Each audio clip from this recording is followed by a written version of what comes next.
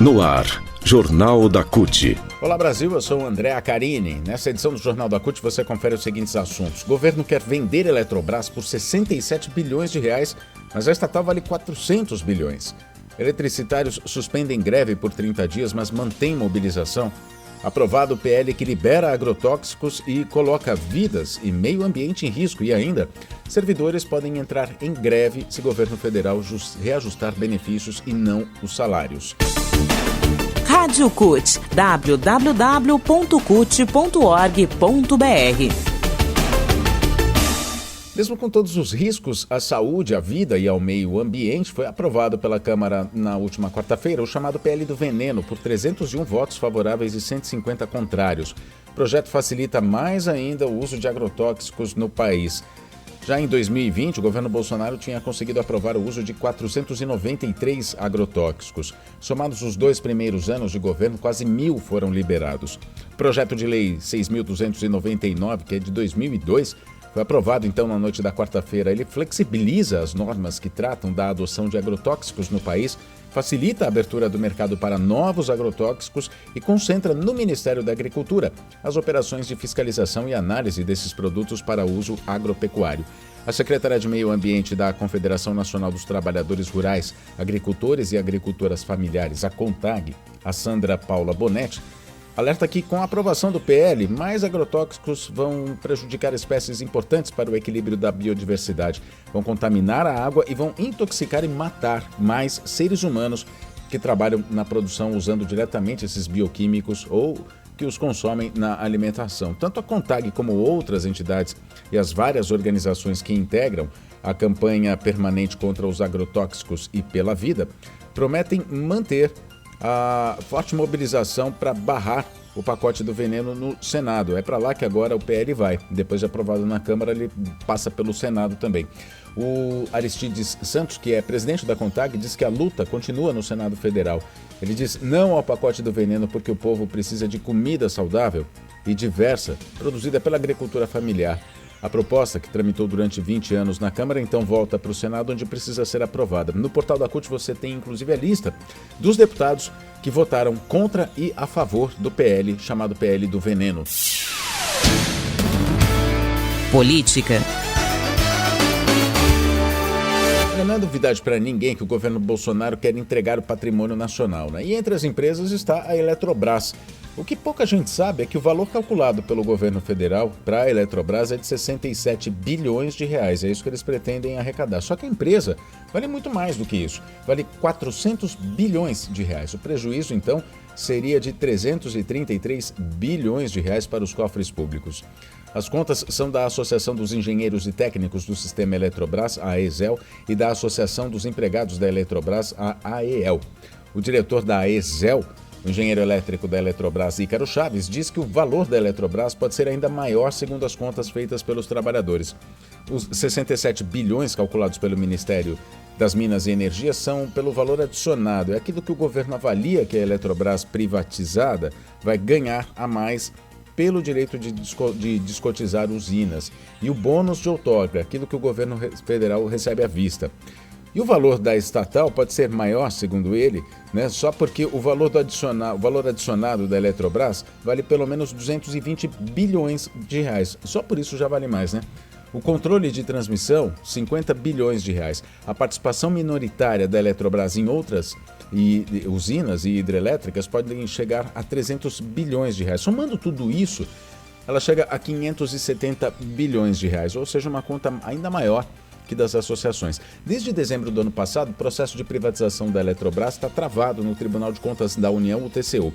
Entre outros motivos, o ministro relator Haroldo Cedras diz que há problemas. Ele afirmou, verificou problemas no cálculo dos bônus de outorga de cerca de 23 bilhões e 200 milhões de reais, apontando uma série de irregularidades também no processo de desestatização, de privatização. O TCU marcou para a próxima terça-feira, dia 12, a partir das 4 da tarde, a volta das discussões sobre o processo de privatização da Eletrobras. Bolsonaro tem pressa por causa do período eleitoral, quer já desovar, entre aspas, a Eletrobras antes de começar o período eleitoral. Os sindicatos dos eletricitários já alertaram que quem vai pagar a conta pela privatização da Eletrobras seremos nós, os consumidores. Aumentos nas contas de luz vão acontecer, já que as empresas privadas visam apenas o lucro. Além disso, exemplos não faltam de estatais privatizadas que se tornaram campeãs de queixas nos PROCONs estaduais, como são os casos do apagão do Amapá, das contas exorbitantes nas regiões Norte e Nordeste. Só para se ter uma ideia, a previsão de aumento na conta de luz caso a Eletrobras seja privatizada, e aí é o que mais interessa a gente também, né? Além da perda do patrimônio nacional, a conta de luz vai aumentar em 17% em média com a venda da Eletrobras. Além dos prejuízos financeiros ao Brasil e aos consumidores, tanto de empresas como residenciais, os eletricitários também alertam para a perda da soberania nacional num setor extremamente estratégico para o desenvolvimento de qualquer país. E o Brasil, com o Bolsonaro, quer dar isso quase de graça, né? Por menos de um quinto, quase um sexto, né? Ou cerca de um sexto do valor que realmente vale, né? Do preço que realmente vale a Eletrobras. Ainda sobre a Eletrobras, os trabalhadores e trabalhadoras da estatal decidiram em assembleia na última quarta-feira pela suspensão da greve que vinham fazendo há 30 dias e pela continuidade da mobilização, mas manter o estado de greve. Eles suspenderam a greve, mas mantêm o estado de greve, com trabalhadores permanentemente mobilizados.